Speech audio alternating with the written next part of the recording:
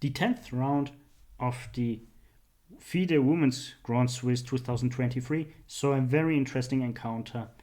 Medina Aulia, an international master, facing Aulia-Mkrtchyan, who is U18 World Champion of the women, as well as the European Champion U18 of the women. And in this game, you will see a very reliable plan against the Najdorf. Just enjoy the game. Make sure to watch it until the end because it contains a lot of very interesting tactical elements. So this being said, let's just jump straight into the heart of the action.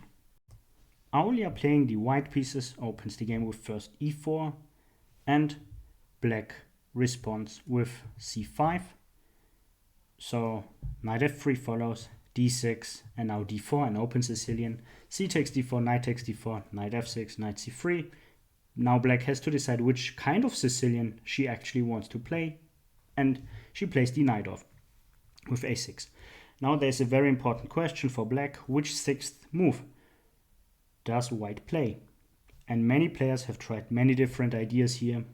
Moves like bishop to g5, or moves like rook g1, a4, h5, which I'm not going to point out in this video. So we will just stick to the game and talk a little about actual trends.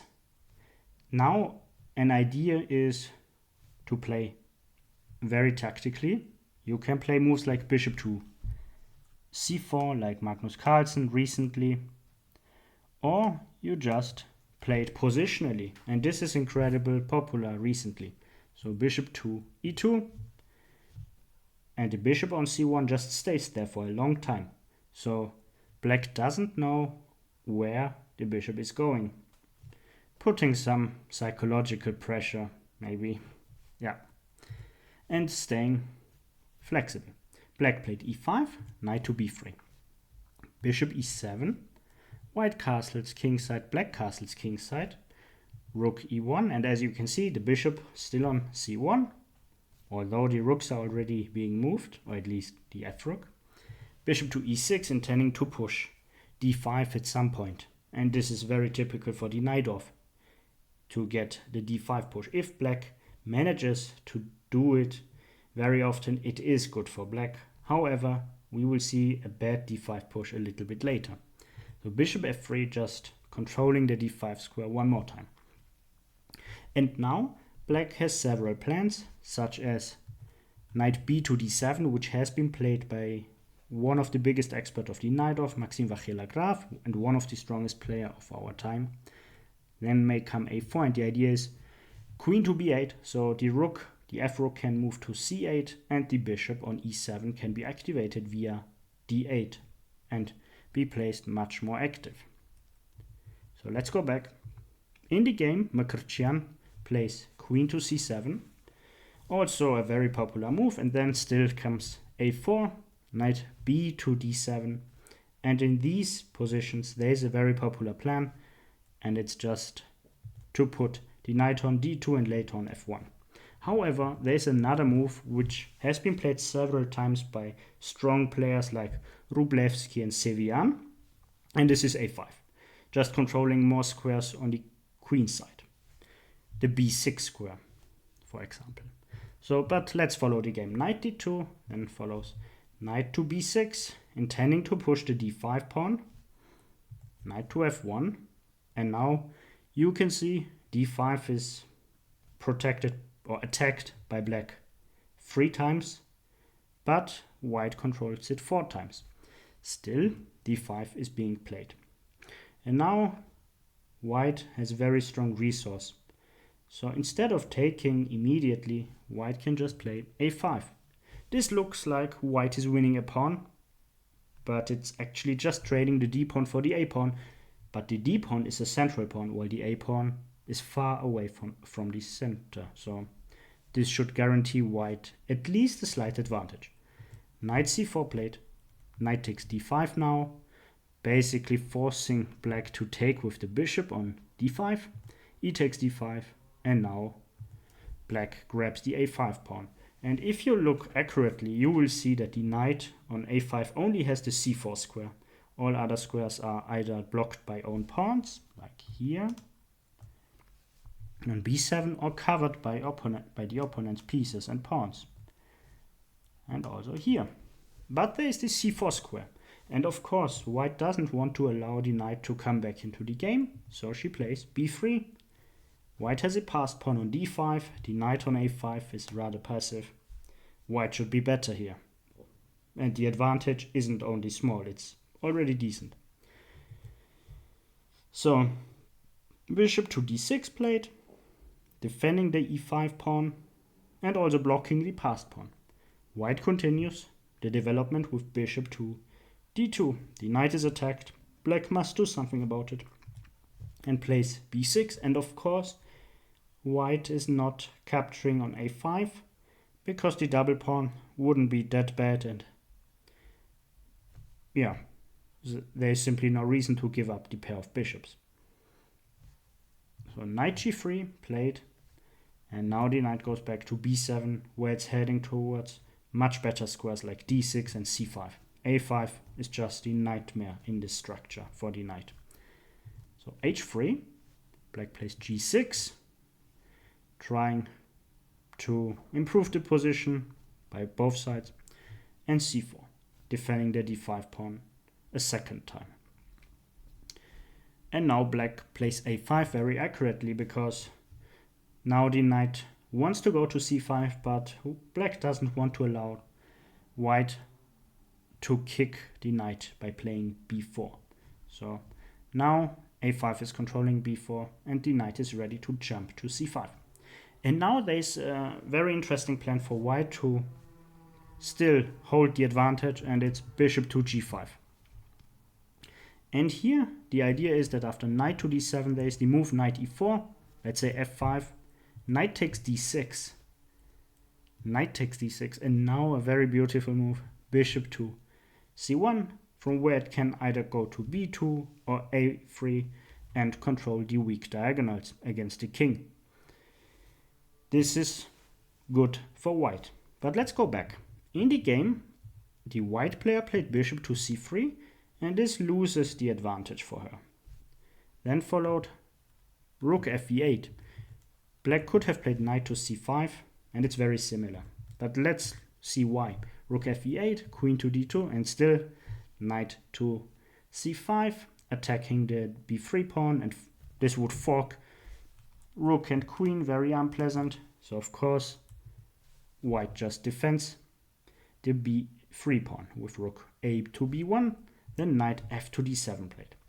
And now white continues with bishop to g4, and this is a very important moment in the game, because black could just go back to f6 and ask white what she actually wants to do, because here the f4 break is not really working because of e takes f4, queen d4, and knight c to d7.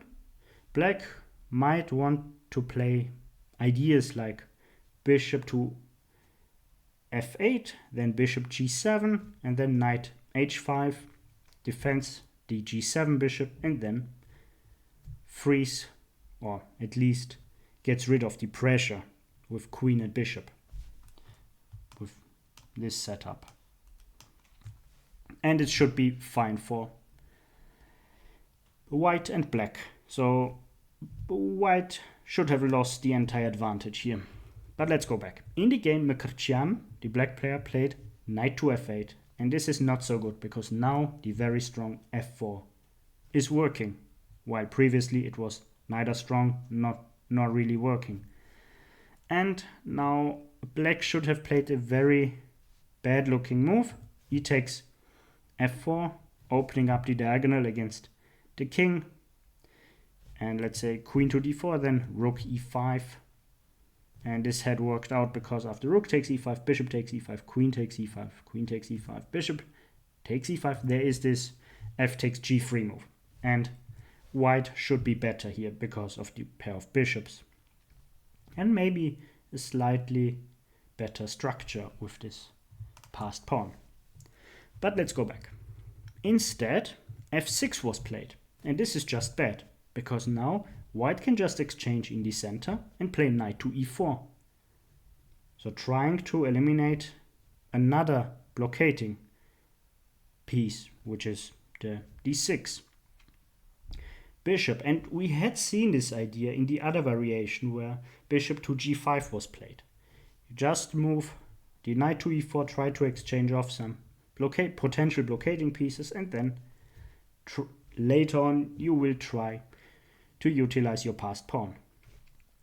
So black exchanges the knights, rook takes e4, and now you can see that black's position is lacking good squares for the pieces, while white has a lot of freedom to move.